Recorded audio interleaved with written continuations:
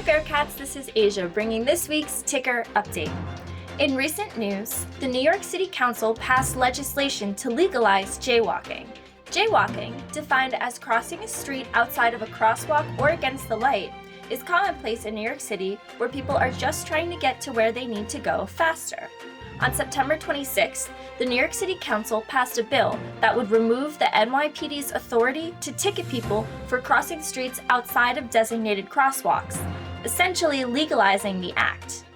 This bill would negate a law that has been in effect since 1958. An opinion piece addresses how the crackdown on fare evasion by the New York City Metropolitan Transportation Authority and the New York City Police Department is not worth putting people's lives at risk. On September 15th, 4 people, including 2 bystanders and a police officer, were shot due to an incident involving fare evasion. This unnecessary tragedy began when 2 police officers tried to chase down 37-year-old Daryl Mickles after he entered Sutter Avenue L train station in Brownsville, one of the poorest neighborhoods in New York City, without paying the fare. In business, the Lawrence N. Field Center for Entrepreneurship hosted former CEO and founder of Chipotle, Steve Ells, in the latest installment of the Russell Banks Leadership Lecture Series. Ells, who is now the CEO and founder of Kernel, participated in a fireside chat with Zicklin School of Business Dean Bruce Weber.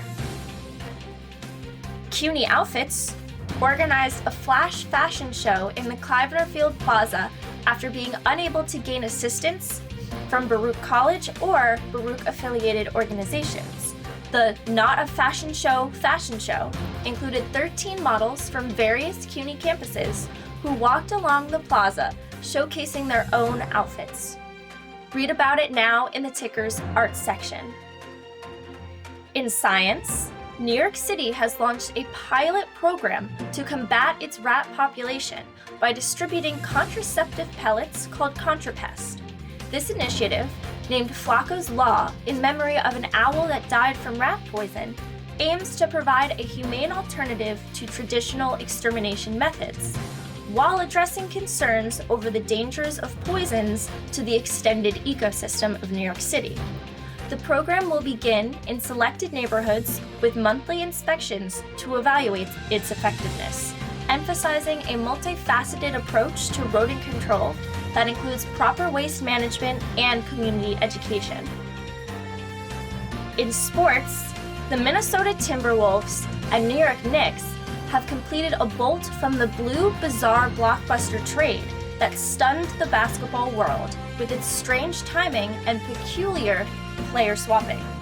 Karl Anthony Towns will become a New York Knick in exchange for Julius Randle, Dante DiVincenzo, and a protected first-round pick via the Detroit Pistons. You can find all these stories and more at theticker.org. That's all for this week, Bearcats. Join us next time.